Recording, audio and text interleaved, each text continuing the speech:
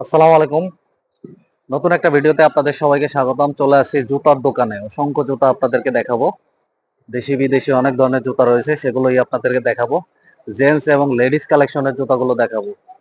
আপনাদেরকে দেখানোর চেষ্টা করি এখানে কোন ধরনের জুতা সাজানো রয়েছে। অসংখ্য জুতা আপনারা এখানে সাজানো রয়েছে পাবেন। দেশি বিদেশি অনেক ধরনের জুতা পাবেন। সামনে রমজান এবং ঈদ উপলক্ষে এখানে অনেক ধরনের জুতার কালেকশন রাখা হয়েছে, সেগুলো আপনারা পাবেন। আপনাদেরকে দোকানের লোকেশনটা দিয়ে রাখি। আগ্রাবাদ আখতারুজ্জামান সেন্টারের পিছনে জনতা ব্যাংকের সামনে যে জুতার দোকান, সেখানে আসলে আপনারা এই জুতাগুলো নিতে পারবেন। বিভিন্ন দামের জুতা আপনারা এখান থেকে নিতে পারবেন। মোটামুটি কম দামে জুতাগুলো আপনারা এখান থেকে নিতে পারবেন, কিন্তু আপনাদেরকে এসে দামাদামি করে জুতাগুলো নিতে হবে। ইউনিক ইউনিক ডিজাইনের সব জুতা রয়েছে। এই দোকানটি মূলত জেন্টস এবং লেডিসদের দোকান। এই দোকানের এই সাইডে রয়েছে জেন্টস কালেকশন, ছোট বড় সবার জন্য জুতা, এবং দোকানের অপোজিটে রয়েছে লেডিস কালেকশনের যে জুতা আপনারা দেখতে পাচ্ছেন। এখানে রয়েছে সব লেডিস কালেকশনের জুতা।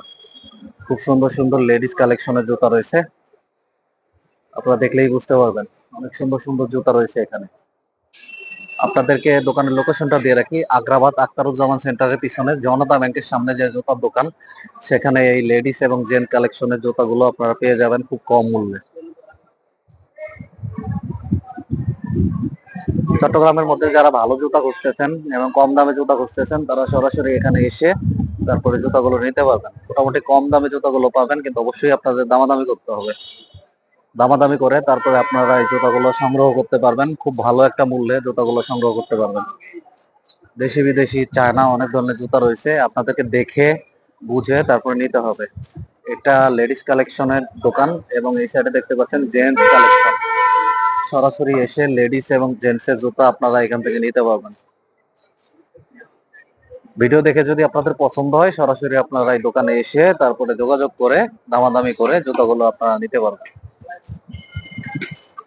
দর্শক, তো আজকের মতো এখানেই বিদায় নিচ্ছি। আপনারা ভালো থাকবেন। আল্লাহ হাফেজ।